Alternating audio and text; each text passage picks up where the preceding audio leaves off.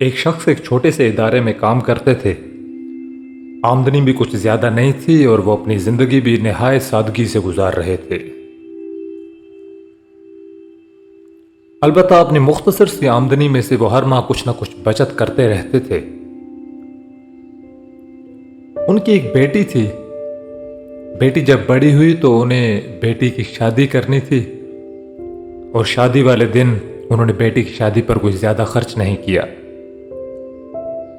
ایک نوجوان سے سادگی کے ساتھ نکاح پڑھایا اور بیٹی کو رخصت کر دیا۔ البتہ انہوں نے رخصت کرتے ہوئے بیٹی اور داماد کو بلایا اور انہیں ایک چیک دیا۔ چیک کوئی بہت بڑی رقم کا تو نہیں تھا، لیکن یہ ایک معقول رقم تھی۔ وہ رقم دیتے ہوئے انہوں نے بیٹی اور داماد سے کہا کہ یہی میری زندگی بھر کی جمع پونجی ہے۔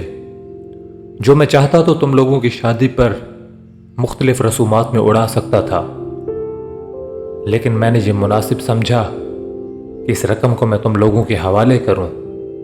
اب تم لوگ اس رقم کو سنبھالو اور جیسے چاہے اپنی زندگی کی تعمیر میں اسے استعمال کرو۔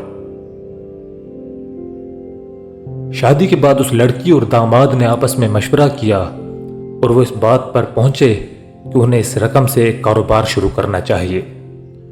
چنانچہ انہوں نے ایسا ہی کیا۔ یہ ایک آسان کام تو نہیں تھا، انہیں اس کے لیے کافی محنت کرنا پڑی، بعض اوقات بڑے سخت مراحل سے بھی انہیں گزرنا پڑا، لیکن کنسسٹنسی، مستقل مزاجی، ثابت قدمی سے وہ اپنے کام پر جمے رہے۔ بالآخر حالات بدلنا شروع ہوئے۔ اس شخص کی دی ہوئی رقم میں اللہ تعالیٰ نے برکت پیدا کی اور وہ لوگ چند سال بعد ترقی کر گئے، اور اس وقت وہ اپنے مقام پر ایک خوشحال اور ایک باعزت زندگی گزار رہے ہیں۔ دوستو، اس واقعے کو سنانے کا ایک مقصد ہے، وہ یہ کہ شادی آدمی کی زندگی کا ایک نہایت سنجیدہ واقعہ ہے۔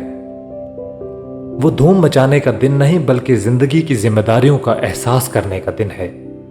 اس دن ایک مرد اور ایک عورت اپنے آپ کو ایک گاڑھے اقرار کے اندر باندھتے ہیں، اور اس اقرار کا یہ تقاضا ہے کہ اس نکاح کی تقریب سادہ ہو، وہ فضول نمائشوں سے بالکل پاک ہو، اور اگر کسی کو خرچ کرنا ہی ہے تو اس خرچ کی ایک اچھی صورت یہی ہے جیسا اس شخص نے اپنی بیٹی کی نکاح میں کیا تھا۔ ہمیں یہ سمجھنا ہے کہ اس قسم کا رواج اگر ہمارے درمیان میں پڑ جائے تو شادی ہماری قومی ترقی کے پروگرام کا بھی ایک اہم جزو بن سکتی ہے۔ ہر خاندان نہایت خاموشی کے ساتھ ترقی کے سلسلہ کا حصہ بن جائے گا۔ قوم کے اربوں روپے جو اس قسم کی فضول رسومات میں خرچ ہوتے ہیں، وہ قوم کی تعمیر کا ایک مستحکم ذریعہ بن سکتے ہیں۔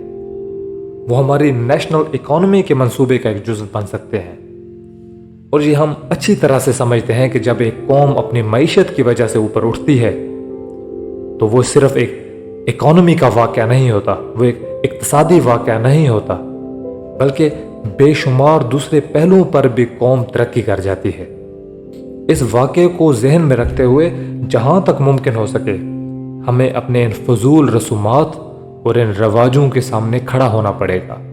اور میں ایک بات کی آپ کو شیورٹی دیتا ہوں، اس چیز کا اثر ہمیں نیشنل اکانومی میں نظر آئے یا نہ آئے، لیکن ہمارے خاندان کی، ہماری فیملی کی اکانومی جو ہے، اس کے اندر ہمیں اس کا اثر سالوں میں نہیں، مہینوں بلکہ ہفتوں میں ضرور نظر آئے گا۔